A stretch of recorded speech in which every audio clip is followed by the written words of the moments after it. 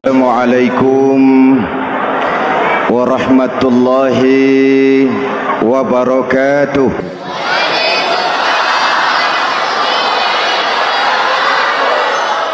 Alhamdulillahi wahdah,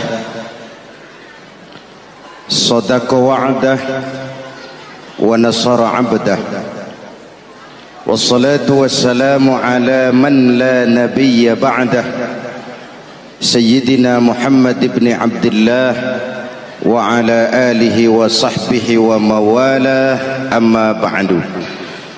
Saudara-saudara kaum muslimin yang saya cintai, perjalanan waktu telah mengantarkan kita memasuki Ramadan.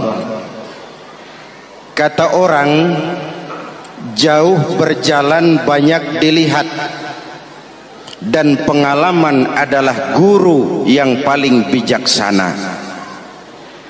Kalau ibadah Ramadan kita berhasil, maka kita yang malam ini pasti bukan kita sebulan yang lalu. Kita yang malam ini adalah kita yang telah ditempa, digojlok, digembleng oleh kawah candra di mukanya Ramadan. Dan setelah perjalanan panjang, perjuangan mengendalikan diri dan menahan nafsu, kita akan merayakan Idul Fitri. Apa yang harus kita laksanakan? Malam ini saya ingin sampaikan ayat 186 surah Al-Baqarah, di mana Allah menuntun kita. Pertama, walitukmilul iddata, hendaknya engkau sempurnakan jumlah bilangan hari puasamu. Puasa sebulan penuh, bisa 29, bisa 30 hari. Yang bisa ru'yat, punya persyaratan mampu ru'yat, silahkan ru'yat. Yang tidak mampu, ikut yang aman saja, dengerin pengumuman pemerintah, cari amannya saja. Sempurnakan jumlah bilangan hari puasamu. Sebab apa? Puasa itu macam-macam. Ada yang puasa model beduk, depan rapat, belakangnya kosong, cuman pembukaan. Ada juga yang pembukaan, pertengahan, dan penutupan. Ada juga yang penutupan saja, mau dapat Lailatul Qadar.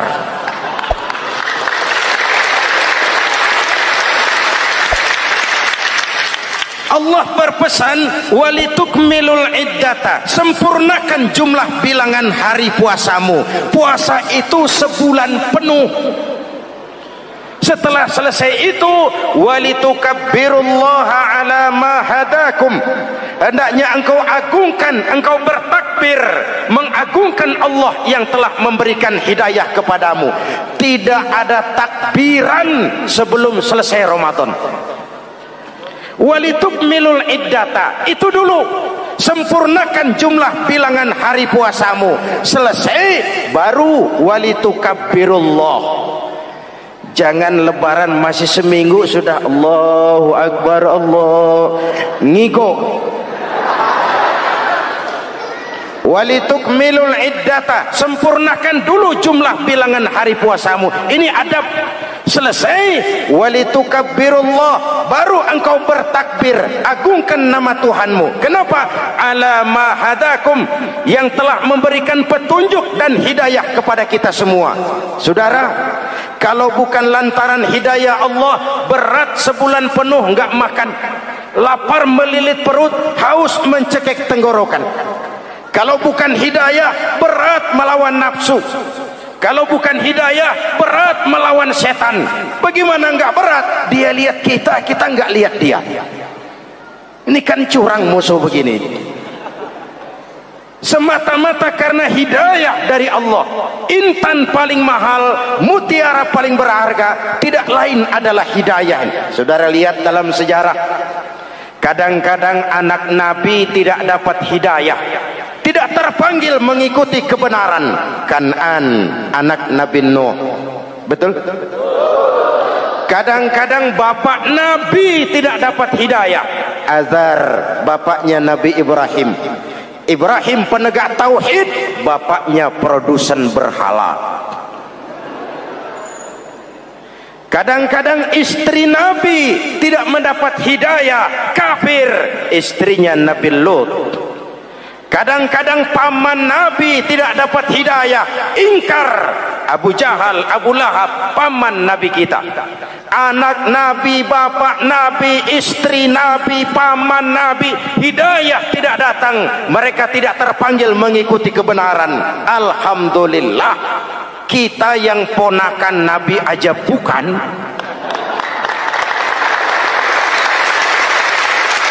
Kita diberikan hidayah. Dengan bekal hidayah itulah kita masuki nuansa Ramadan. Berjuang melawan nafsu, membina takwa, melatih ridha, dengan lapar melilit perut, dengan haus mencekik tenggorokan. Allahumma lakasumtu, Tuhan, untuk Engkau saya laksanakan ibadah ini. Oleh karena itu, jaga hidayah ini baik-baik, karena dia merupakan intan paling mahal, mutiara paling berharga dalam kehidupan kita. Diberikan kita kedudukan yang tinggi, alhamdulillah. Diberikan kita harta yang banyak, alhamdulillah. Tapi itu semua belum ada artinya ketimbang yang bernama hidayah. Maka hidayah inilah yang harus kita jaga baik-baik. Hidayah inilah yang harus kita pelihara. Kita bertakbir kepada Allah, mengagungkan nama Allah yang telah memberikan hidayah kepada kita. Kalau tidak lantaran hidayah, berat melaksanakan ibadah puasa sebulan suntuk. Dengan ibadah Ramadan, kita melakukan pemutihan vertikal. Orang yang keluar dari Ramadan dengan ibadah benar seperti bayi baru dilahirkan oleh ibunya, tidak punya dosa kepada Allah. Idul Fitri, kembali kepada fitrah. Tapi kan kita tidak cuma punya dosa vertikal, kita juga punya dosa horizontal. Kita tidak cuma berdosa kepada Allah, kita juga sering salah kepada sesama manusia. Betul? Inilah momen lebaran itu. Dosa kepada Allah, taubat langsung kepadanya, sonder calo. Dosa kepada sesama manusia, saling memaafkan. Sebab apa? Satu hadis meriwayatkan, selesai sholat id, sahabat mendengar Rasul mengucapkan amin sampai 3 kali. Amin, amin, amin. Heran sahabat, gak ada angin, gak ada hujan, amin 3 kali ya Rasul, ada apa? Kamu gak tahu? Gak tahu. Barusan selesai sholat, malaikat Jibril turun. Lalu, Muhammad, saya mau berdoa kepada Allah, mau kamu aminkan? Silakan Jibril, berdoalah, saya akan mengaminkan. Jibril berdoa, Rasulullah amin. Doanya 3 macam permohonan, Nabi 3 kali mengucapkan amin. Kalau malaikat Jibril yang doa, Nabi yang mengaminkan. Kalau bahasa Inggris, ilokan. Ilokan nih doa meleset. Apa iya? Ma iya? Apa doanya? Pertama, ya Allah, hari ini 1 Syawal, doa malaikat Jibril, saya mohon kepadamu, jangan engkau terima puasa dan ibadahnya anak yang durhaka kepada ibu bapaknya. Rasulullah mengucapkan amin. Jelas? Belum tentu memang setiap kita orang tua, tapi pasti setiap kita anak. Jikalau anak punya ibu dan bapak, seorang anak yang puasa Ramadan, tarawih malam hari, bayar zakat, tadarus Al-Quran, jikalau sudah durhaka kepada kedua orang tuanya, didoakan oleh malaikat Jibril, diaminkan oleh Nabi, supaya puasa dan ibadahnya tidak diterima.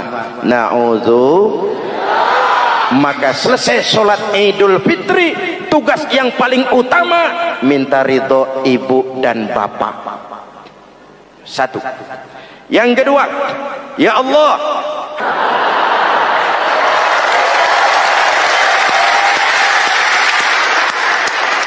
istri itu swarga manut, neraka katut.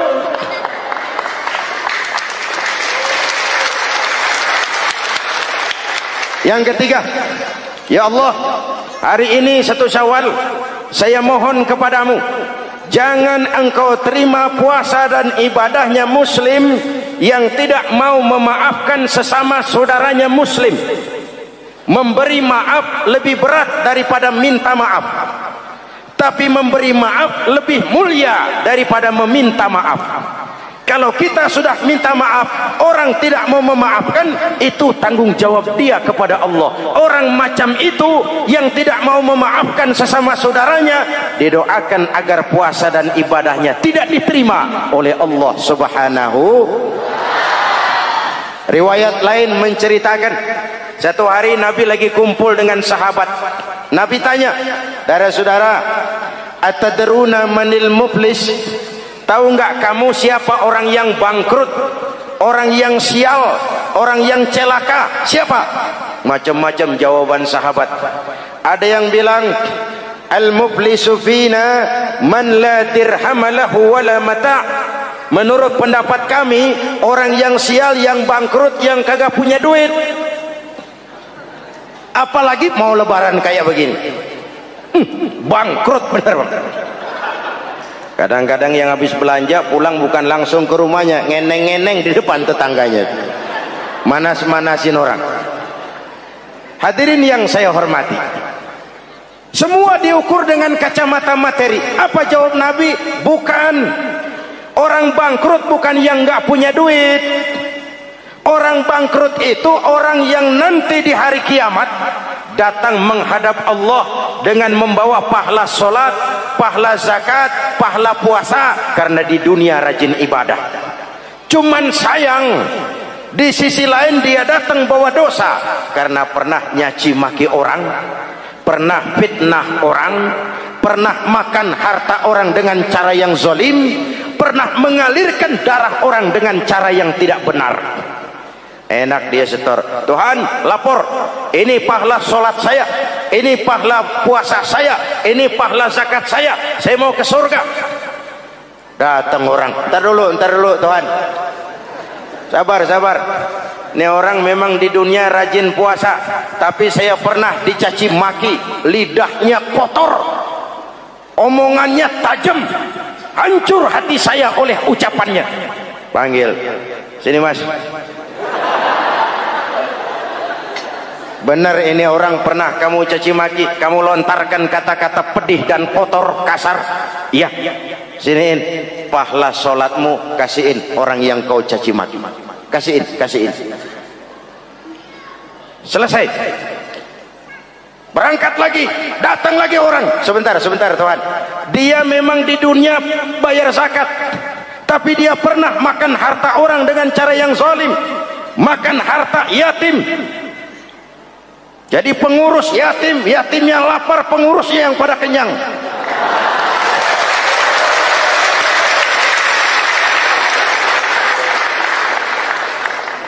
Saya menuntut keadilan. Benar. Siniin pahala zakatmu, kasih orang yang kau makan hartanya. Kalau kebaikannya habis, yang nagih datang terus, apa yang terjadi? Dosa orang yang dia sakiti diambil, diberikan kepada dia. Bangkrut nggak? Pahala dipretelin, dosa dikasih. Modal boros, tagihan utang datang terus. Bangkrut bin bangpak alias sial dangkalan. Tahu sial dangkalan? Itu namanya udah jatuh ketiban ember. Jatuhnya sakit, ketiban embernya bonyok. Kita tidak ingin jadi manusia yang rugi dan bangkrut. Karena itu, jikalau ibadah Ramadan memperbaiki hubungan kita kepada Allah, maka Idul Fitri dengan silaturahmi lebarannya memperbaiki hubungan antar sesama manusia agar kita jangan termasuk golongan orang-orang yang bangkrut, karena cuma baik hubungannya kepada Allah tapi tidak baik hubungannya dengan sesama manusia. Ada orang yang pernah difitnah, ada orang yang pernah dicaci maki, ada orang yang pernah dijelek-jelekin, ada orang yang hartanya dia makan dengan cara yang zalim, ada orang yang dia alirkan darahnya dia bunuh tanpa alasan yang benar. Itu semua akan jadi bebannya di akhirat nanti. Kalau dia menyangkut hakul adami, hak-hak manusia, maka kita harus minta maaf kepada yang bersangkutan. Rasul mengajarkan, ma min muslimaini yaltaqiyani fayatasafahani illa ghafarallahu dzunubahuma. Apabila dua orang Islam bertemu lalu bersalam-salaman, Allah hapuskan dosa yang terjadi di antara kedua orang itu. Jadi baik hubungan kita kepada Allah, jalur hablum minallah, dan baik juga hubungan kita dengan sesama manusia, hablum minan nas. Keduanya ternyata saling berkaitan. Saudara hadirin yang saya cintai, dengan begitu kita berusaha memperbaiki hablum minallah dan sisi lain hablum minan nas, agar kita tidak menjadi orang yang bangkrut di akhirat nanti. Bapak Ibu, saudara-saudara kaum muslimin yang berbahagia, memanfaatkan momentum Idul Fitri dalam kondisi negara kita sekarang ini. Indonesia kita ini kan masih sakit, betul? Multi krisis. Mula-mula kita ini kena krisis moneter, rupiah anjlok, dolar naik ke langit, sampai pernah April 97 dolar mencapai 17 ribuan dari 2.500. Apa enggak kolab? Itu pasti bukan mainan rakyat kecil. Mereka yang dapat kredit BLBI rame-rame borong dolar.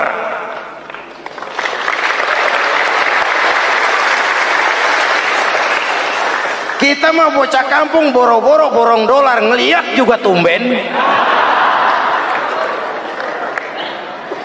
Akibat krisis moneter muncul yang lebih makro, krisis ekonomi. Perusahaan besar ambruk, konglomerat terpuruk, PHK di mana-mana, pengangguran meningkat, kriminal meningkat. Seiring dengan itu muncul yang lebih parah, krisis kepercayaan.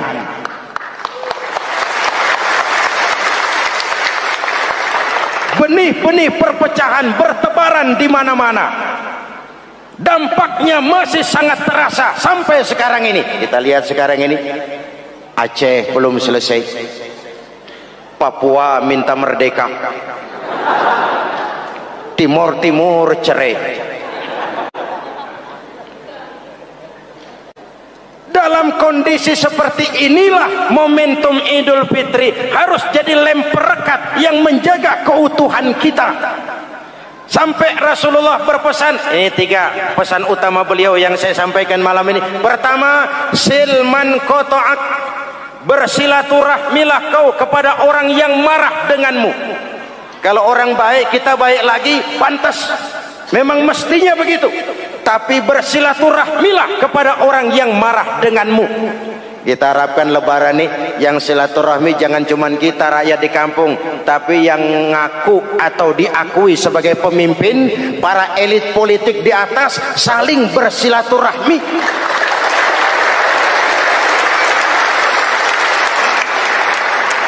Kalau mereka rukun di atas, kita di bawah ngelihatnya enak, betul? Tidak ada orang akan di atas kalau tidak disokong dari bawah. Ini ada warisan sejarah yang nggak sehat. Di zaman Bung Karno, sampai Bung Karno jadi presiden seumur hidup, Bung Karno dikenal sebagai tokoh revolusioner. Nggak sepaham sama Bung Karno, cepat-cepat dianggap ini kontra revolusi. PKI berontak, Bung Karno jatuh, muncul orde baru. Bung Karno disebut orde lama. Yang nggak cocok sama orde baru, wah itu orang orde lama. Lalu reformasi, orde baru lengser, jadi lagi alat yang nggak cocok sama golongannya. Oh, itu orang orde baru. Kapan selesai urusan? Kalau kita terjebak dengan budaya dendam, naik ini babat itu, naik itu sikat ini, kapan mau selesai? Rasulullah lahir di Mekah, perjuangannya dihambat, dicaci maki, dilontari kotoran onta, sahabatnya dibantai, diancam mau dibunuh, hijrah ke Madinah. Setelah di Madinah jadi besar, tentaranya kuat, pengikutnya banyak, pasukannya hebat. Satu saat beliau masuk kembali ke kota Mekah dengan kekuatan full, tentara yang gagah, Quraisy pucar kacir. Ini nih Muhammad yang dulu kita caci maki, yang dulu kita ancam mau kita bunuh, yang kita usir, sekarang dia masuk dengan tentaranya yang hebat. Kalau dia menuntut balas, habis kita sekarang ini. Apa jawab Nabi? Beliau turun dari punggung onta lalu pidato dengan tawadu. Saudara-saudara, al-yauma yaumul marhamah. Ini hari yang penuh kasih sayang. Walaupun dulu kau usir aku dari sini, kau sambiti aku, kau bantai pengikutku, aku datang bukan membalas dendam. Ini hari yang penuh kasih sayang. Tidak akan ada pertumpahan darah. Yang masuk Masjidil Haram aman, yang masuk rumah Abu Sufyan aman. Dihormatinya ketokohan Abu Sufyan di depan pengikutnya. Ini akhlak. Kenapa orang macam Mandela lebih bisa mencontoh Rasul daripada kita? Mandela yang 27 tahun mendekam dalam penjara, dia keluar tanpa bawa benih-benih dendam. Dia satukan Afrika Selatan, dia bimbing Afrika Selatan menuju kejayaan dan kemajuan. Kenapa Mandela yang tidak kenal Pancasila bisa lebih mencontoh akhlak Rasul ketimbang kita yang katanya orang-orang pengikut sunnah? Saya khawatir. Ya bukan berarti saya tidak setuju, hukum harus tetap ditegakkan. Tapi kalau terus cari kambing hitam, kambing hitam, kambing hitam, kapan kita dewasa? Semua usut, semua saya khawatir nanti pun satu saat Nabi Adam bakal diusut. Kenapa dia makan buah khuldi?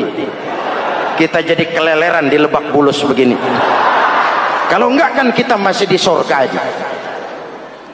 Mari kita dewasa, mari introspeksi. Silman kotoak. Mudah-mudahan nanti lebaran kita pengen lihat nih. Kalau yang di atas sudah pada satu, kita yang di bawah enak. Tapi kalau memang pada ribut juga, kita yang di bawah jangan ikut-ikutan. Nonton aja nonton. Giliran rame tepuk tangan. Oh, namanya elit susah ditebak. Nih hari dia berebut beda pendapat, ntar malam dia makan bareng. Kita di bawah udah kedongan ngasa golok. Kan berapa urusan? Sekarang udah nggak zamannya ngerahin masa. Sekarang adu argumen, biar rakyat tentukan mana yang lebih pantas. Hadirin yang saya hormati, silman kotoak, bersilaturahmilah kepada orang yang marah denganmu. Momentum Idul Fitri harus meredam keberingasan, harus mencuatkan semangat persatuan dan kesatuan. Udah capek kita diobok-obok. Yang kedua, wa'atiman haramak. Ini masalah kepedulian. Berikan orang yang bakhil kepadamu, sampai orang yang pelit pun kasih. Kepedulian. Banyak anak-anak yatim kita, janda-janda tua. Kalau yang muda sih nggak usah dipikirin. Dewan penyantunnya udah banyak aja. Orang-orang jompo.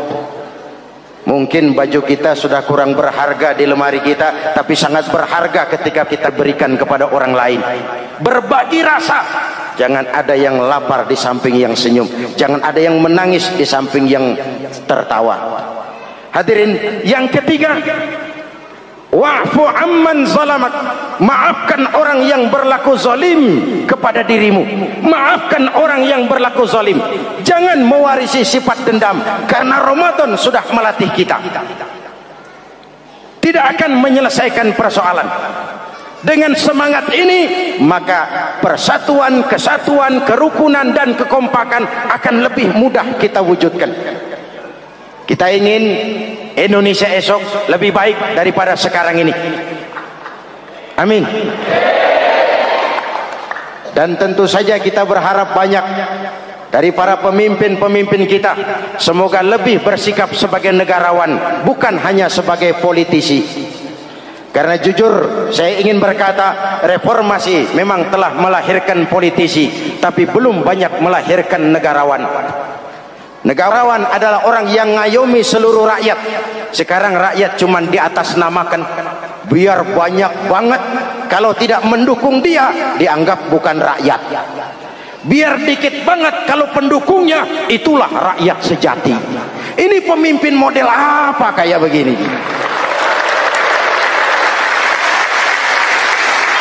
Ini kan mengkamuflase rakyat namanya.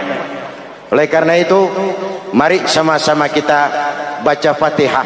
Kita niat, mudah-mudahan suasana sesudah Ramadan benar-benar kondusif, agar kita bangsa ini bisa keluar dari kesulitan besar yang kita hadapi sekarang ini. Para pemimpin kita semakin kompak dan bersatu, rakyat juga semakin terayomi. Ala hadhihi niyyah wa ila hadratin nabi. Al-Fatihah. Bismillahirrahmanirrahim. Alhamdulillah rabbil alamin, arrahmanir rahim, maliki yaumiddin. Iyyaka na'budu wa iyyaka nasta'in. Ihdinas siratal mustaqim, siratal ladzina an'amta 'alaihim ghairil maghdubi 'alaihim waladdallin. Amin. Bismillahirrahmanirrahim. Amin. Alhamdulillah rabbil alamin.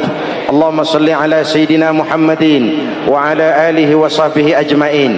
Rabbana taqabbal minna salatana wa siyamana wa qiyamana wa takhassu'ana wa ta'abbudana wa tammim taksirana ya arhamar rahimin.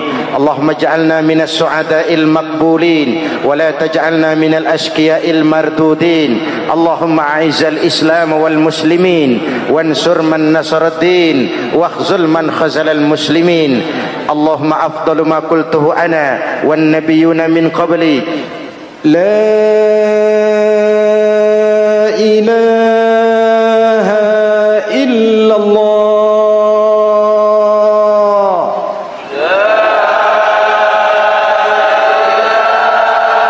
Mau ibadah atau tidak? Mau. Saya percaya kepada sesuatu yang saya mengerti, sesuatu yang boleh dipelajari sejak TK sampai perguruan tinggi, sejak anak-anak sampai kakek nenek. Saya bukan percaya kepada sesuatu yang saya tidak mengerti tapi yang harus saya percaya. Saya justru percaya kepada sesuatu yang memang saya mengerti. Saudara-saudara, demikianlah bahwa Tuhan dalam Islam adalah Tuhan yang terbuka, rasional, boleh dipelajari sejak kakek-kakek sampai anak-anak, sejak TK sampai kepada perguruan tinggi.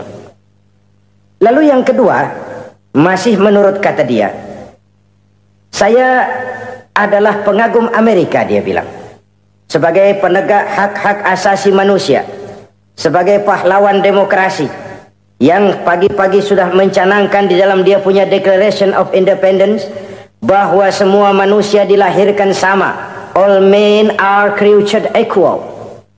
Saya kagum dengan itu, sampai pada satu saat menurut cerita dia, saya berada di New York, saya mau masuk sebuah restoran, saya tertegun ketika saya akan masuk.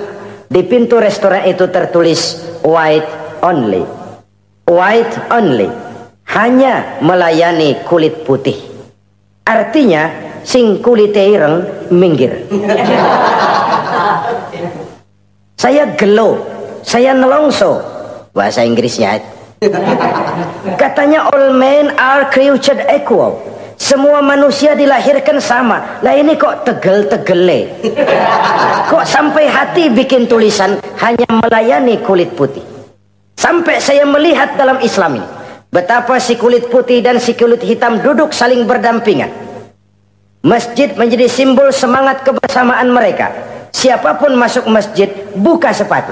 Di sana mereka menghadap ke arah yang sama, menyembah Allah Tuhan yang sama, mengikuti cara Rasul yang sama, melakukan gerak yang sama, membaca bacaan yang sama, dengan bahasa yang sama. Persaudaraan seperti inilah yang lama saya dambakan. Ini kenapa saya memilih Islam. Saudara-saudara kaum muslimin, saya ingin menggunakan cerita ini sebagai pengantar bahwa salah satu misi Islam memang membebaskan manusia dari ras diskriminasi. Nabi menyatakan Innallaha la yanzuru ila suwarikum wa amwalikum, walakin yanzuru ila qulubikum wa a'malikum. Sungguh Allah tidak melihat tampangmu, Allah tidak melihat potonganmu, Allah juga tidak melihat hartamu. Yang Allah lihat adalah hati dan amal perbuatanmu.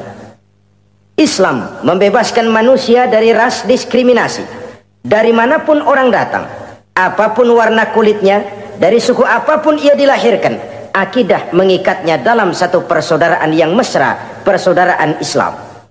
Nilai manusia dengan demikian bergantung kepada ketakwaannya. Takwa, seperti kita tahu, adalah bahasa Quran yang sudah menjadi bahasa kita. Sedemikian sering kalimat ini dipakai, sampai-sampai ia mengalami pergeseran dari arti yang sebenarnya. Takwa, sejauh yang kita baca dari peninggalan para ulama kita, mempunyai konotasi imtithalul awamir wajtinabun nawahi. Melaksanakan seluruh yang diperintah Allah dan meninggalkan semua yang dilarangnya.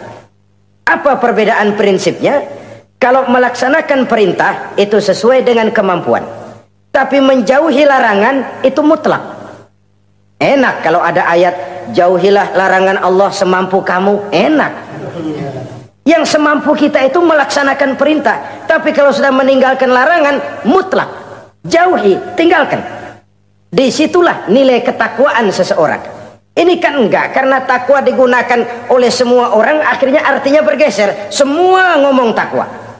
Pejabat kalau dilantik bertakwa, bertakwa, bertakwa, sampai membleh bertakwa. Setelah pelantikan mata takwa ngalor dia ngidul. Harus dikembalikan kepada pengertian asalnya. Takwa itu adalah komitmen seseorang kepada perintah Allah dan komitmen meninggalkan yang dilarangnya sesuai dengan kemampuan. Di situ nilai manusia dalam pandangan Allah. Yang tadi Nabi katakan, Allah nggak lihat potongan kita, Allah nggak lihat harta kita. Yang Allah lihat adalah hati dan amal perbuatan, dan itulah takwa itu. Maha benar Allah dengan firman-Nya yang menyatakan, Inna akramakum indallahi atqakum. Yang paling mulia di antara kamu dalam pandangan Allah adalah orang yang paling bertakwa kepadanya. Sering sekali sekarang ini kalimat agama digunakan untuk maksud yang tidak sama dengan maksud agama. Ya contoh kalimat takwa ini. Atau misalnya kita baca iklan, telah berpulang ke rahmatullah dengan tenang. Kalau dengan tenangnya sih boleh dah, mana ada orang mati kelojotan. Tenang. Tapi ke rahmatullah. Rahmatullah itu kan artinya kasih sayang Allah. Kasih sayang Allah itu kan surga. Kalau bajingan mati, enggak ke rahmatullah pulangnya. Kalau mau jujur mestinya telah pulang ke neraka. Kalau mau jujur, kalau mau pakai bahasa netral sopan, telah berpulang. Begitu sajalah. Pulang kemana? Ya sesuai dengan amalan dia. Tapi kita kadang salah kaprah menggunakan kalimat rahmatullah untuk yang tidak baik. Termasuk di dalamnya penggunaan kalimat takwa ini. Padahal disinilah nilai manusia dalam pandangan Allah. Kalau manusia dinilai dari potongannya, bintang film nomor 1 masuk surga. Kalau manusia dinilai dari hartanya, konglomerat nomor 1, kita mau belakangan, buncit banget gitu. Allah maha benar. Yang paling mulia di antara kamu dalam pandangan Allah, yang paling bertakwa kepadanya. Nah, apa sih sifat-sifat orang takwa itu? Ini yang akan kita bicarakan pada pertemuan kali ini. Berangkat dari surah Al-Baqarah ayat 3 sampai dengan ayat 5. Kita akan melihat 5 tanda orang-orang takwa itu. Apa dia? Pertama, alladzina yu'minuna bil ghaib. Orang yang bertakwa adalah orang yang beriman kepada hal-hal yang gaib. Kita tahu bahwa yang ada ini kan cuma 2 saja pada hakikatnya. Pertama Allah, dan yang kedua alam. Allah adalah apa yang selain alam. Yang selain alam itu ya Allah namanya. Allah itu bukan alam, dan alam bukannya Allah. Allah disebut Khalik, alam disebut makhluk.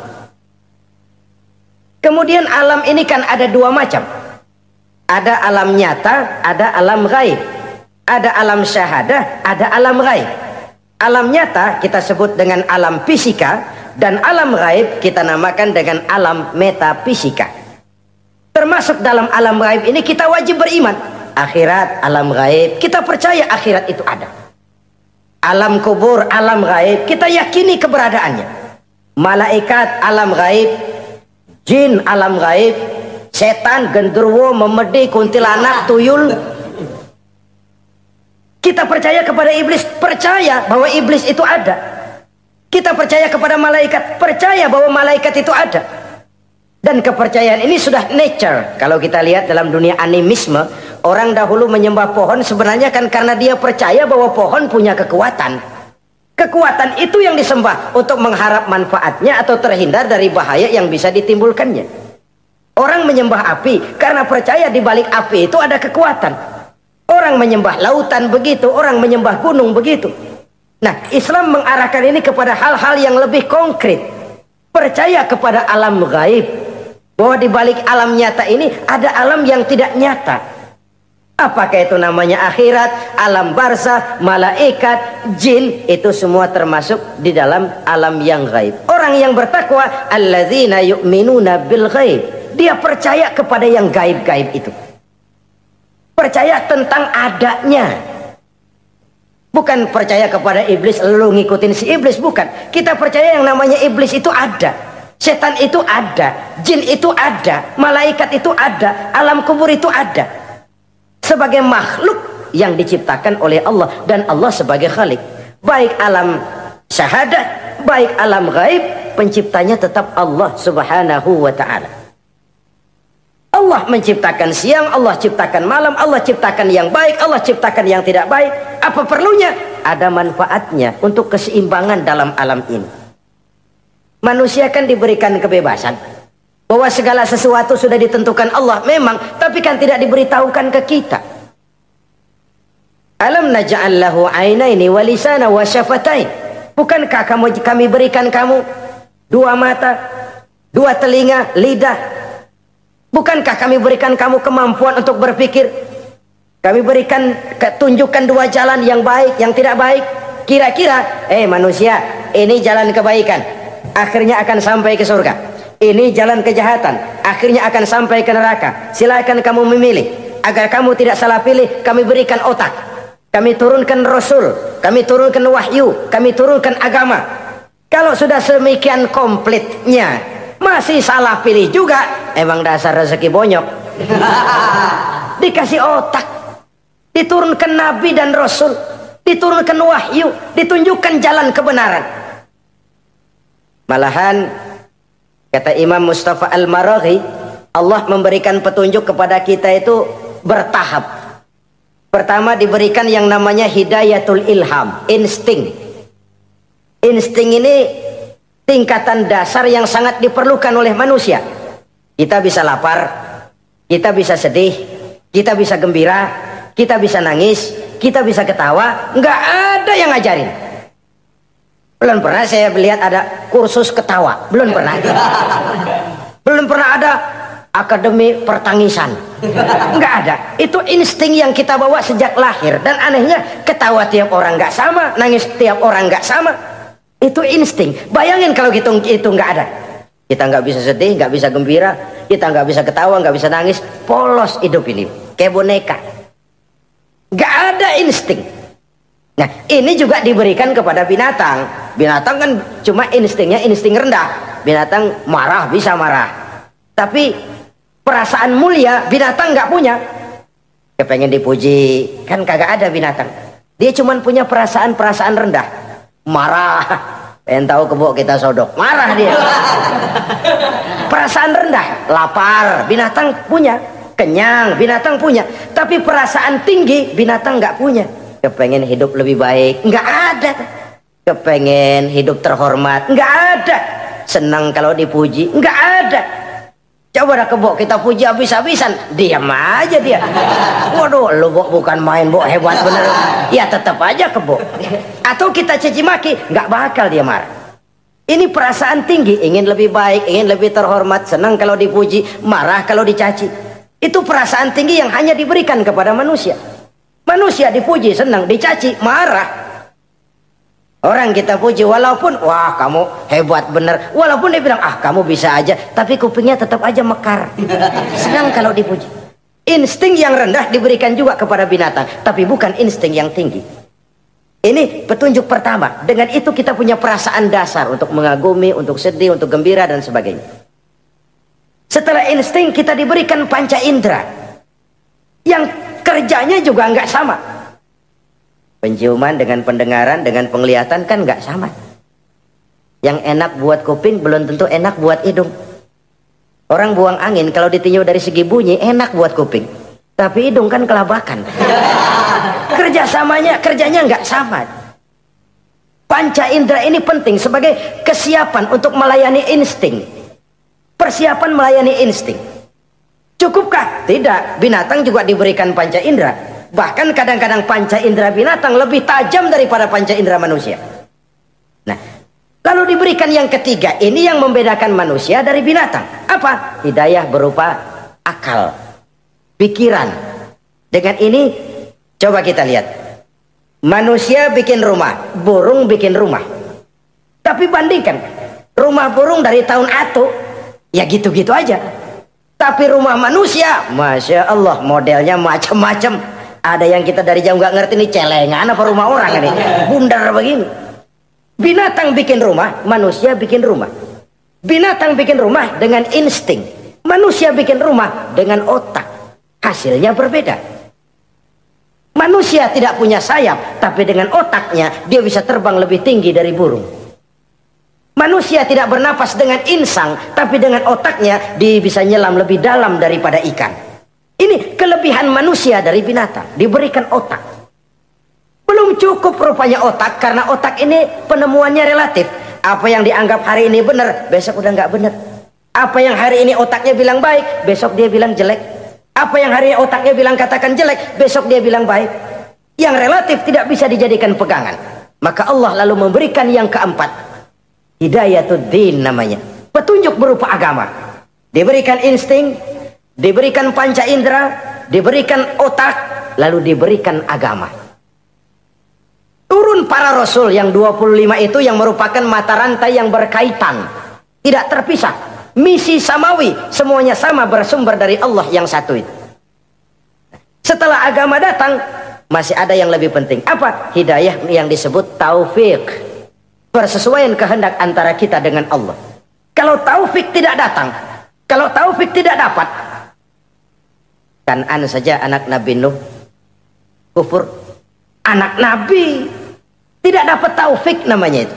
Agama turun, bapaknya Nabi. Bapaknya Nabi. Azar, ayahnya Nabi Allah Ibrahim, tidak mendapat taufik. Lalu Abu Jahal, Abu Lahab, pamannya Nabi, tidak mendapat taufik. Lalu istrinya Nabi Lut tidak mendapat taufik. Bayangkan ini, anak Nabi, paman Nabi, bapak Nabi, istri Nabi. Taufik inilah yang hak prerogatif Allah. Insting semua dikasih, panca indera semua dikasih, otak semua dikasih, agama kepada semua diturunkan. Tapi taufik ini hak prerogatif Allah. Lah kita ini bersyukur, ponakan Nabi aja bukan dapat taufik. Tidak sekedar mendengar Islam, mendengar agama, tapi mengikuti agama itu sendiri. Inilah institusi-institusi yang diberikan Allah kepada kita. Jadi kalau sudah begini lengkap, manusia, nih aku kasih, tempuh jalan ini, masih salah juga, dasar sableng. Pantas kalau Allah mengadili, pantas kalau Allah memberikan sanksi. Kenapa? Rasul udah turun, otak dikasih, panca indera dikasih, peringatan dikasih, masih salah juga, pantas dong kalau diadili. Kecuali kalau Allah nggak nurunin apa-apa, hidup dah selagu-lagu lu sono, mau guling mau gupak terserah deh. Kalau begitu lalu ada pengadilan, nggak adil. Ini institusinya lengkap kok. Pantas kalau Allah mengadakan pengadilan di akhirat. Pantas kalau Allah meminta kita pertanggungan jawab. Komplit begini rupa. Nah, termasuk di dalamnya kita percaya kepada yang gaib ini. Bahwa ada yang tidak nyata di balik yang nyata ini. Ada yang kita percaya kebaikannya, ada yang kita percaya sekedar percaya saja. Kayak setan, iblis, kita percaya adanya, tapi kan nggak wajib ngikutin. Termasuk mempelajari ilmu-ilmunya setan, ilmu-ilmunya iblis. tenung, santet, nujum-nujuman, ramal-ramalan, itu kan ilmu-ilmunya setan, ilmu-ilmunya iblis. Belajar saja pun jangan, belajar saja pun nggak boleh, apalagi sampai mengamalkannya. Karena tatkala kita belajar apalagi mengamalkan, kita sudah bersekutu dengan setan dan iblis. Na'udzubillah summa na'udzubillah. Ini yang pertama. Jadi orang yang bertakwa itu sifatnya yang pertama, dia percaya kepada yang gaib. Di balik yang nyata ada yang tidak nyata. Lah, saudara-saudara, jangankan yang alam seperti ini ya, alam kubur, alam akhirat. Masih di alam nyata ini saja ada sesuatu yang hanya kita bisa rasakan tapi nggak bisa kita lihat, nggak bisa kita pegang. Contohnya angin. Ada tuh, kita rasain tapi kan nggak bisa kita pegang. Bentuknya bagaimana kita nggak tahu. Wah, merah pak, kenapa? Buktinya dikerok. Itu mah merah kerokan, bukan warna angin merah. Sesuatu yang ada tapi hanya bisa kita rasakan. Pedas, makan cabai pedas. Pedas itu ada, tapi kan abstrak. Mana sih pedasnya? Nggak bisa kita pegang, nggak bisa kita lihat, tapi kita rasain. Oh, itu yang hijau mah cabai, mang. Pedasnya mana pedasnya? Sesuatu yang cuma ada rasa, tanpa bentuk, tanpa bisa kita jamah. Ini satu langkah untuk mengantar kita memahami yang gaib, yang masih dalam alam nyata saja. Ada sesuatu yang kita cuma merasakan adanya, tapi kita nggak bisa lihat, kita nggak bisa pegang. Makanya ada orang tanya, Pak, itu kalau orang mati dibacain Fatihah di sono apa pahalanya nyampe tuh? Saya jawab, kalau ente nggak percaya mati dulu dah. Mati dulu, bacain Fatihah, tungguin di sono. Kalau nggak nyampe balik lagi kemari. Long bagaimana hal-hal yang kayak begitu? Wong sholat saja kita nggak tahu sholat kita diterima atau tidak oleh Allah. Kita puasa, kita hanya melaksanakan. Allah mau terima apa tidak kita nggak tahu. Itu yang nyata-nyata, apalagi sudah berkaitan dengan hal-hal yang gaib. Ini sifat yang pertama, orang yang bertakwa, alladzina yu'minuna bil ghaib, dia percaya kepada yang gaib. Alam kubur itu ada, alam akhirat ada, malaikat ada, jin ada, surga ada, neraka ada, dan lain sebagainya. Satu. Yang kedua, orang yang bertakwa itu wa yuqimunas shalah. Setelah percaya kepada yang gaib, mereka juga mendirikan sholat. Nah, mari kita lihat ayatnya. Selalu yang berkaitan dengan sholat itu kalimatnya yuqimunas sholat, mendirikan sholat, bukan mengerjakan. Gak ada ayat i'malis sholat, if'alis sholat, kerjakan sholat, gak ada. Selalu aqimis sholat, dirikan sholat. Kenapa? Kata para ulama, kalimat mendirikan ini mengandung makna istimrar, mengandung arti kontinuitas, ada kelanjutan. Mendirikan sholat artinya mengerjakan sholat dengan betul. Selesai sholat, ajaran sholat diterjemahkan dalam kehidupan. Itu artinya mendirikan sholat. Nah, kalau dilihat dari sisi ini, banyak di antara kita yang sudah mengerjakan sholat tapi belum mendirikan sholat. Sebab mendirikan istimrar, ada kesinambungan. Selesai sholat, ajaran sholat diterjemahkan di tengah-tengah kehidupan bermasyarakat. Sehingga sholatnya punya refleksi, sholatnya punya bias dalam membentuk kepribadian dirinya. Ini kadang-kadang rancu, yang sembahyang dia, yang nyolong dia, yang baca Quran dia, yang fitnah orang dia, yang sedekah dia, yang nyolong dia juga. Ansip bingung bagaimana mutusinnya. Kalau mendirikan sholat mengandung arti kesinambungan, selesai sholat, ajaran sholat diterjemahkan dalam kehidupan. Apa? Banyak tentunya. Misalnya sholat melahirkan sikap rendah hati, melahirkan keikhlasan, melahirkan sifat jujur, melahirkan sifat disiplin, dan lain sebagainya. Dan itu diterjemahkan dalam kehidupan. Kita lihat, ini anggota badan kita yang paling terhormat kan kepala. Kalau bercanda sama teman, dipegang tangan, kita masih senyum. Dipegang kaki kita masih senyum. Tapi kalau pala dikeplakin, jengkel bukan main. Kenapa? Al-Mukarram itu adanya di sini, otak, di kepala. Tapi kepala yang kita hormati ini, ketika sujud dengan di hadapan Allah, sama rendahnya dengan telapak kaki kita. Allahu Akbar. Yang besar cuma Allah. Manusia, kepala sama rendah dengan telapak kaki. Kesadaran ini membias, selesai sholat, kembali ke masyarakat, sombongnya hilang. Apalagi ikhlas. Sholat itu kan lillahi ta'ala. Orang mau puji apa tidak, enggak soal.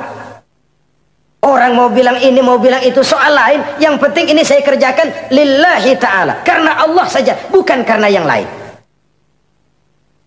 Disiplin. Sehari semalam 5 kali kita lapor kepada Sang Maha Komandan. Bagaimana tidak akan tercegah dari perbuatan yang keji dan munkar? Seorang prajurit saja, kalau sehari semalam 5 kali dia lapor kepada komandannya, saya yakin dia tidak akan sempat melaporkan yang tidak baik. Pantas kalau Al-Quran memberikan jaminan, sholat mampu mencegah manusia dari perbuatan yang keji dan munkar. Masih ada yang tanya, Pak, katanya sembahyang mencegah orang berbuat jahat. Iya, teman saya kok sembahyang nyolong ayam. Bagus, sembahyang nyolong ayam. Coba nggak sembahyang, nyolong motor. Gedean lagi yang dicolong. Dan sebenarnya itu bukan jawaban, itu cuma logika saja. Yang benar adalah sholatnya belum berfungsi. Dia baru mengerjakan sholat, belum mendirikan sholat. Inilah yang kalau kita jujur mau bicara, inilah problem kita sekarang ini. Mengislamkan orang Islam. Bagaimana dari mengerjakan sholat kita menjadi mendirikan sholat. Agar sholat itu membuahkan hasil berupa pembentukan kepribadian. Di tengah-tengah kehidupan sosial kemasyarakatan. Kalau tidak, ya sekedar terjebak kepada rutinitas. Pergi haji begitu, pulang haji bikin gila. Masuk Ramadan begitu, selesai Ramadan ya tetap begitu. Ibadah tidak memberikan bias dalam pembentukan pribadi. Itulah sebabnya digunakan kalimat yuqimunas sholat, mendirikan sholat yang mengandung arti berkesinambungan. Selesai sholat, jiwa dan semangat, ajaran dan filsafat sholat diterjemahkannya dalam kehidupan sehari-hari. Saudara-saudara kaum muslimin rahimakumullah. Sifat yang ketiga dari orang takwa adalah wa mimma razaqnahum yunfiqun. Mereka menginfakkan sebagian dari rizki yang diberikan Allah kepada mereka. Rizki menurut definisi yang diberikan para ulama kita, ar-rizqu bimakna al-ata hissiyan kana aw ma'nawiyan. Rizki adalah pemberian, baik yang abstrak maupun yang konkret. Selama ini kita sering mengartikan rizki hanya dalam bentuk uang, sehingga rizki kita dibatasi oleh pengertian kita sendiri. Padahal tidak cuma uang, ilmu adalah rizki, jabatan dan kedudukan adalah rizki, otoritas dan wibawa juga rizki, anak, istri, suami juga rizki. Ketika ayat ini mengatakan wa mimma razaqnahum yunfiqun, mereka menginfakkan sebagian dari rizki, yang dimaksud di sini adalah rizki yang konkret dalam bentuk materi, uang, benda dan lain sebagainya. Orang yang bertakwa sadar benar, dari Allah rizki datang, ke jalan Allah rizki dibelanjakan. Semakin kita rajin membelanjakan rizki di jalan Allah, biasanya akan semakin mengalir rezeki dari Allah.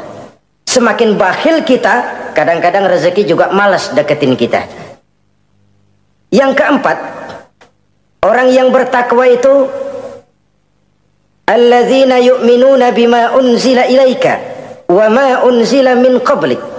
Mereka beriman, mereka percaya kepada apa yang diturunkan terhadap Muhammad, yaitu Al-Quran, wa ma unzila min qablika, dan apa yang telah diturunkan sebelum kamu, yaitu Taurat, Zabur dan Injil.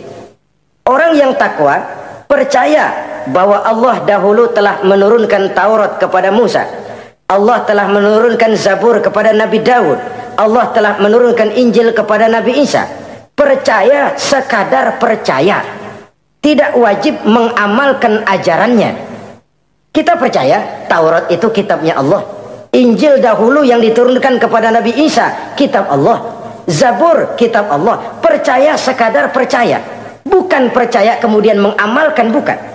Karena dengan turunnya Al-Quran, maka seluruh kitab-kitab terdahulu sudah tercakup di dalam Al-Quran. Orang yang bertakwa percaya kepada apa yang diturunkan terhadap Nabi Muhammad. Apa itu? Al-Quranul Karim. Bagaimana kepercayaan kita kepada Al-Quran? Bahwa dia kitab suci yang isi dan redaksinya langsung dari Allah, yang kita membacanya beribadah, mengerti atau tidak mengerti artinya. akan lebih baik setelah bisa membaca, mengerti, kemudian mengamalkannya dalam kehidupan kita. Saudara-saudara, kalau kita adakan konteks ini di mana-mana, modernisasi, globalisasi, kemajuan sering membawa pergeseran nilai. Dulu, ini zaman dulu ya, waktu listrik belum masuk desa, kita rasakan betul kalau masuk kampung berasa banyak orang Islam, padahal rumah pakai lampu templok, lampu tempel, paling banter patroma. Tapi kita masuk kampung berasa kok banyak orang Islam. Kenapa? Suara Al-Quran kedengaran dari rumah-rumah. Kenapa? Ada anak-anak muda lagi latihan baca barzanji. Kenapa? Ada patayat, santri-santri wanita lagi baca solawatan. Kenapa? Nenek-nenek lagi ngapalin sifat 20 sembari nyisik. Wujud artinya ada, maka mustahil Allah. Zaman dulu terjadilah modernisasi, listrik masuk desa. Apa yang kita lihat? Rumah pada terang, terus televisi main gede-gedean, lalu radio kaset main kenceng-kencengan. Tergeserlah suara Al-Quran, apalagi solawatan, apalagi barzanjian. Apa tidak boleh? Ya boleh saja. Apa tidak bagus? Ya bagus saja. Tapi kalau harus menggeser, apalagi menggusur nilai-nilai positif, itu yang kita prihatin. Kan Nabi mengingatkan, la tattabi'anna sunnana man kana qablakum shibran bi shibrin wa zira'an bi zira'in. Kamu akan ikuti tingkah laku orang-orang sebelum kamu. Cuma ikut-ikutannya nggak berasa, sejengkal, lalu sehasta, lalu semeter, lalu 3 meter. Begitu enak kamu ikut-ikutan budaya orang lain, sampai yang kamu ikuti masuk lubang biawak, kamu akan masuk juga ke dalamnya. Inilah kehidupan kita, inilah kehidupan anak-anak kita. Jujur mereka lebih kenal Valentine Day daripada Muharram. Anak-anak kita, anak-anak muslim, kalau kita menghitung Muharram sampai Zulhijjah nggak hafal. Kalau Januari sampai Desember, anak-anak kita bangun tidur hafal. Muharram sampai Zulhijjah, jangan anaknya, bapaknya keder. Kita hanyut oleh budaya-budaya yang, ya bukan saya katakan bukan tidak baik, tapi kalau harus menggeser, apalagi menggusur yang ada kaitannya dengan nilai agama, ini kan ironi. Ikut-ikutan kita sejengkal, semeter, sampai yang diikutin masuk lubang biawak, udah kadang asik ikut, ya ikut juga nyemplung ke dalamnya. Orang sering katakan mula-mula dari nama dulu nih yang kagak begitu kelihatan pengaruhnya. Mula-mula malu pakai nama yang berbau Quran, malu pakai nama yang berbau Islam. Dari nama nanti dia pindah ke pakaian, dari pakaian dia pindah ke pergaulan. Kalau sudah pindah ke pergaulan, dikhawatirkan pindah agama pun nggak terasa. Wah, semua agama sama, semua agama bagus. Lalu bagaimana? Bagaimana musimnya aja. Ironi, menyedihkan, memilukan, bahkan memalukan. Yang tidak boleh kan fanatik kepada guru, yang tidak boleh kan fanatik kepada suku. Kalau kepada agama, fanatik itu wajib, dalam arti bukan sempit, berpegang teguh kepada agama. Satu sikap yang wajar, bahwa penganut suatu agama menganggap cuma agamanya yang benar. Itu sikap setiap penganut agama. Orang Kristen begitu, orang Hindu begitu, orang Buddha begitu. Kenapa kalau orang Islam begitu lalu dianggap ekstrim? Sebagai Muslim saya yakin cuma Islam yang benar. Kristen juga akan bilang begitu, Kristen yang benar, Buddha juga akan bilang begitu. Ini fanatisme dan wajar penganut suatu agama menganggap cuma agamanya yang benar. Yang lain juga bersikap begitu, tapi kalau Islam saja yang bilang ekstrim katanya. Dunia internasional sendiri kadang-kadang kalau sudah ekstremis, teroris, kok cepat sekali alamatnya ke Islam. Saudara-saudara kaum muslimin rahimakumullah, saya kembali kepada soal kita. Begitu enak kamu ikut-ikutan, yang kamu ikuti masuk ke lubang biawak, kamu akan ikut juga masuk ke dalamnya.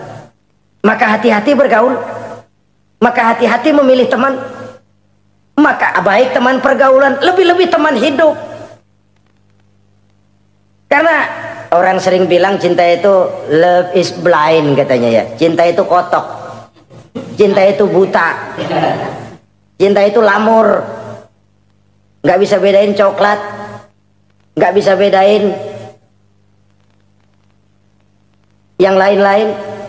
Orang sering kehilangan pertimbangan. Demi cinta akidah terjual, demi cinta akidah tergadai. Tidak ada kemalangan yang paling malang kecuali kalau kita harus berpisah dengan akidah. Sebab itu modal dasar. Nah, orang yang bertakwa dia beriman kepada Al-Quran. Beriman kepada Quran artinya apa? Menjadikan Quran sebagai imam dan dia sebagai makmum. Konsekuensinya makmum harus ikut imam. Selain Quran dia percaya kepada Injil, kepada Zabur, kepada Taurat. Dilihat dari sudut ini, umat Islam itu lebih toleran loh. Orang lain yang megang Injil nggak bakal percaya kepada Quran.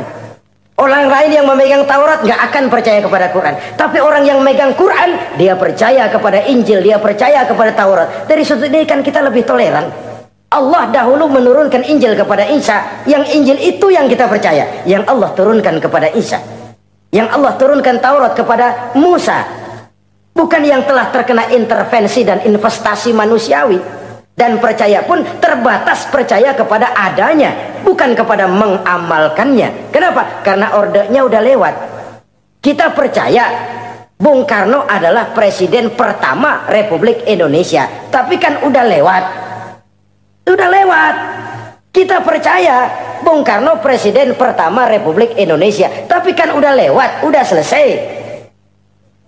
Begitulah kita mempercayai Taurat, mempercayai Injil, ada, kita percaya, tapi kan udah selesai misinya. Yang berlangsung sampai akhirat nanti adalah Al-Quranul Karim. Orang yang bertakwa meyakini itu. Ini yang keempat. Yang kelima, wabil akhirati hum yuqinun. Mereka yakin, orang bertakwa ini, kepada adanya akhirat. Ah, kalau itu kan gampang, semua orang juga yakin. Loh, bukan sekedar yakin, sekedar percaya. Yalah, percaya kepada Allah, percaya kepada akhirat, pokoknya percaya. Bagaimana? Ya begitu, pokoknya percaya. Bukan itu. Kepercayaan yang memberikan refleksi. Iya ya, akhirat ada. Ada hidup sesudah mati, ada akhirat sesudah dunia. Saya memang benar kepengen cepat kaya, tapi kalau nipu orang nanti di akhirat bagaimana? Ini loh. Saya memang benar kepengen cepat naik pangkat, tapi kalau mesti jilat atas injak bawah, sikut kiri kanan, teman jadi lawan, lawan jadi teman, di akhirat saya bagaimana? Ini loh percaya akhirat itu. Saya memang benar kepengen cepat kaya, tapi kalau makan renten nanti di akhirat bagaimana? Kepercayaan yang mewarnai gerak kehidupan. Kalau percaya sekedar percaya, yang buta campur budak juga percaya akhirat ada. Tapi kan kepercayaan yang memberikan refleksi, mewarnai gerak hidup kita. Loh, enggak gitu. Orang yang percaya akhirat itu gayanya enggak gitu. Orang yang percaya akhirat itu sikapnya enggak gitu. Orang yang percaya akhirat jalannya enggak gitu. Orang yang percaya akhirat ngomongnya enggak asal ngomong. Kepercayaan yang memberikan refleksi terhadap gerak hidup. Nah, ini refleksi dari sifat-sifat takwa.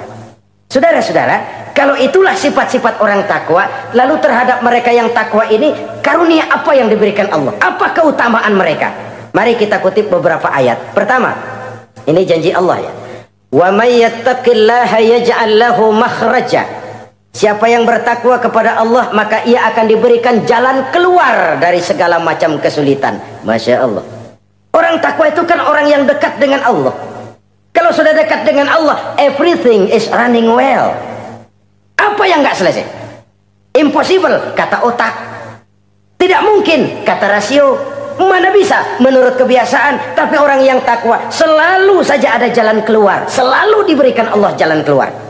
Ini yang faktor yang irasional, faktor yang non komputer, faktor yang samawi. Allah yang mau, ada saja jalan keluar. Coba. Waktu terjadi peristiwa hijrah, Masya Allah, Rasulullah itu sudah dikepung rapat rumahnya, pagar betis. Jangan manusia, tikus saja nggak bisa lewat.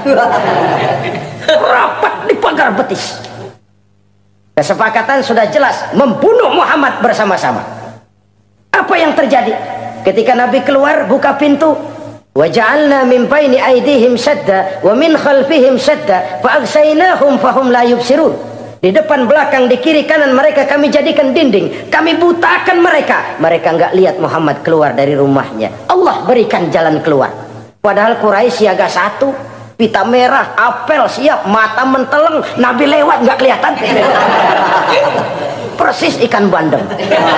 Ikan bandeng kan melotot, colok dia aja, nggak lihat apa-apa. Yaj'al lahu makhraja, Allah berikan jalan keluar dari berbagai macam kesulitan.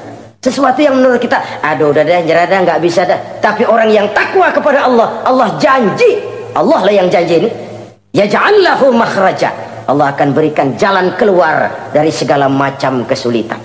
Kenapa? Dia dekat dengan Allah. Orang yang kayak begitu yang kita takut itu. Doanya ngebul kata anak-anak. Permohonannya didengar, ratapannya dipenuhi. Allah berikan dia jalan keluar, ada saja jalan keluarnya. Ini keistimewaan pertama dari orang yang takwa itu. Lah kalau Allah yang ngasih jalan keluar, siapa yang bisa mencegah jalan orang kayak begitu? Di pagar betis lolos, di Gua Sur Quraisy sampai ke Gua Sur mencari Nabi. Kalau mereka nengok aja kelihatan. Apa yang terjadi? Dilalah, dadakan. Burung bertelur di bibir goa, laba-laba bikin sarang di bibir goa. Quraisy mikir kalau Muhammad masuk kemari telur berantakan, rumah laba-laba hancur nih, nggak mungkin dia ke sini, cari ke tempat lain. Rumah laba-laba yang rapuh menggagalkan usaha Quraisy yang gagah perkasa. Yaj'al lahu makhraja, Allah berikan jalan keluar. Ini yang pertama. Yang kedua, wa yarzuqhu min haitsu la yahtasib, Allah berikan rizki dia, orang yang takwa ini, dari jalan yang tidak disangka-sangka. Rezekinya mengalir. Kenapa? Dia dekat dengan Allah. Allah maha kaya. Kadang-kadang nih orang kerjaannya sujud doang sama ngangkat tangan, rezekinya ada aja. Allah yang kaya, Allah yang maha tahu. Orang yang takwa walaupun gajinya kagak ada, penghasilannya gede. Allah yang memberi. Jangan lupa itu, ada gaji ada penghasilan. Kalau gaji kan ada ukurannya. Kadang-kadang ada orang gajinya kecil, penghasilannya gede. Pokoknya jadi lurah musim gusuran. Itu penghasilan. Kalau gaji bisa diukur, tapi penghasilan gede lah. Kalau semeter komisinya sekian kan gede tuh penghasilan. Ada juga yang memang gaji gede, penghasilan gede. Ini pejabat-pejabat yang banyak sikutannya tuh.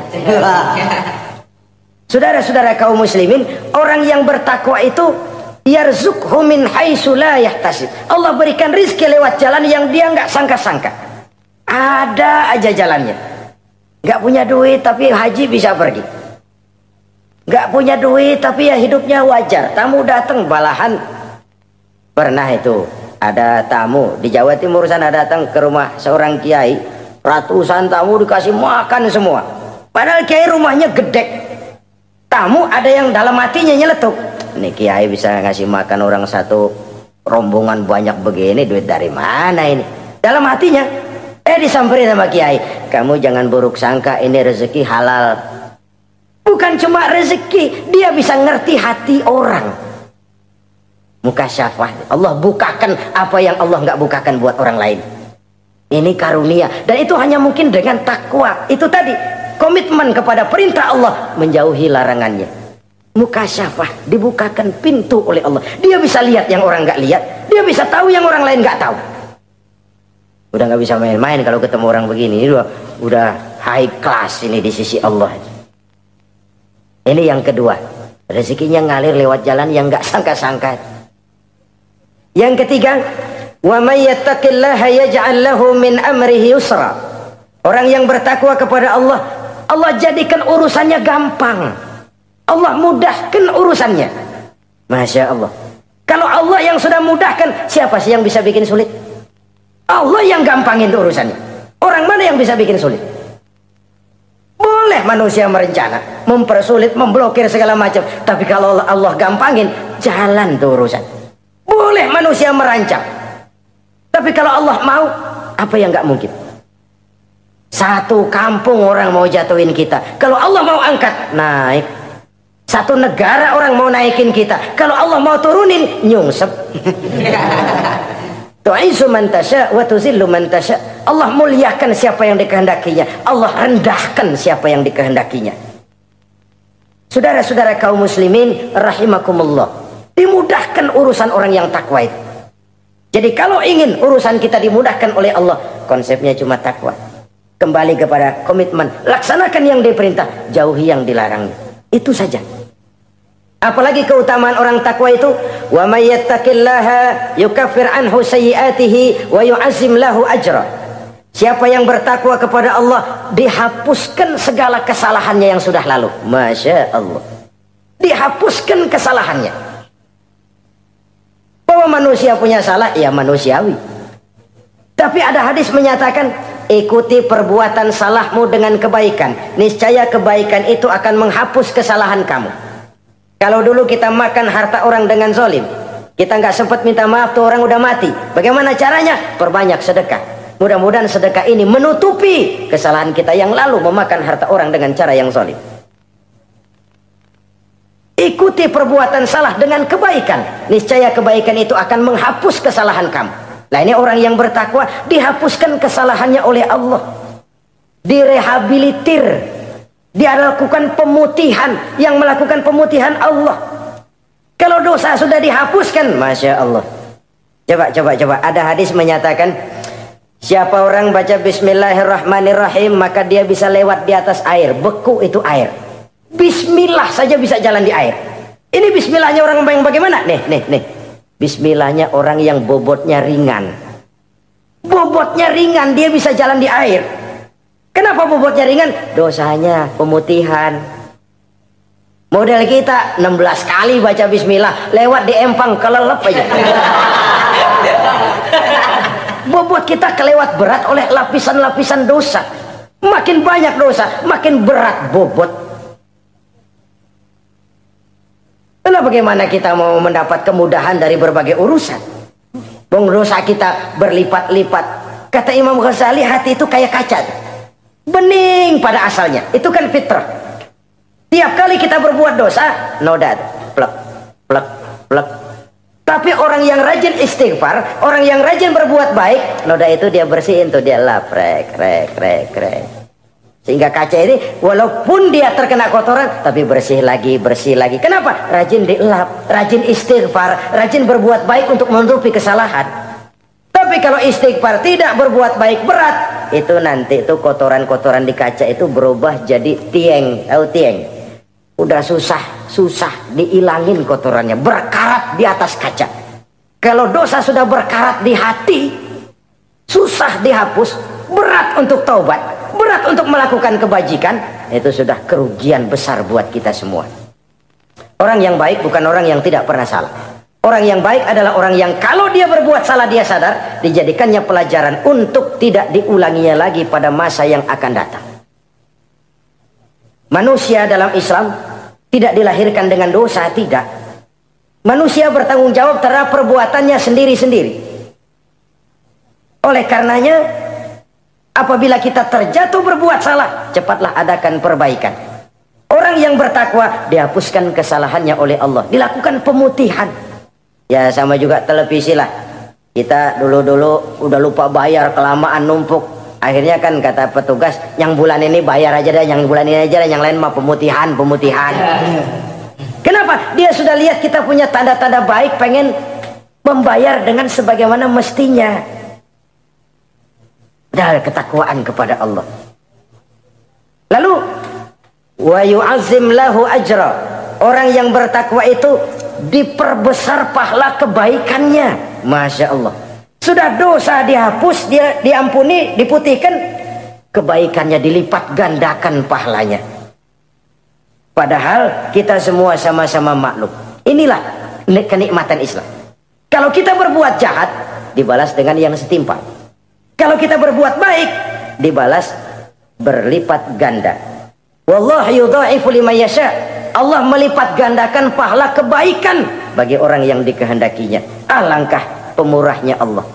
Dosa kebaikan berlipat ganda, dosa kesalahan seimbang dengan kesalahan itu. Karena itu kata para ulama sufi, kalau kamu berbuat jahat, jangan lihat besar kecilnya, tapi lihat kepada siapa kejahatan kamu lakukan. Kalau kamu mendapat kebaikan, jangan lihat besar kecilnya, tapi lihat siapa yang ngasih kebaikan itu. Kecil dosa kita lakukan, tapi kepada Allah. Sedikit karunia yang kita terima, Allah yang ngasih. Logikanya begini. Saya ketemu menteri, dikasih duit 5.000 perak. Rp5.000. Karena yang ngasih menteri tuh duit barangkali saya jadiin jimat, nggak saya belanja-belanjain, saya simpen. Kenapa? Buat bangga-banggaan, buat cerita-ceritaan. Saya ketemu menteri masa nih 5.000 perak dikasih. Menteri yang ngasih Rp5.000, saya simpen, saya jadikan kebanggaan. Bagaimana kalau yang ngasih Allah, yang serba maha kaya, maha adil, maha tahu, kita lupakan. Akaltum ni'mata rabbikum walam tashkurulah. Tiap saat kita namakan nikmat Allah, tapi kita lupa bersyukur kepadanya. Padahal Allah janjikan, makin kamu pandai bersyukur, makin aku tambah nikmatku. Tapi kalau kamu tidak pandai bersyukur, awas, azabku itu amat pedih. Jadi azab, nikmat maksud saya, bisa berubah menjadi azab kalau kita tidak pandai mensyukurinya. Saudara-saudara kaum muslimin rahimakumullah, dari uraian singkat ini saya ambil beberapa catatan utama. Pertama, nilai manusia dalam pandangan Allah adalah ketakwaannya.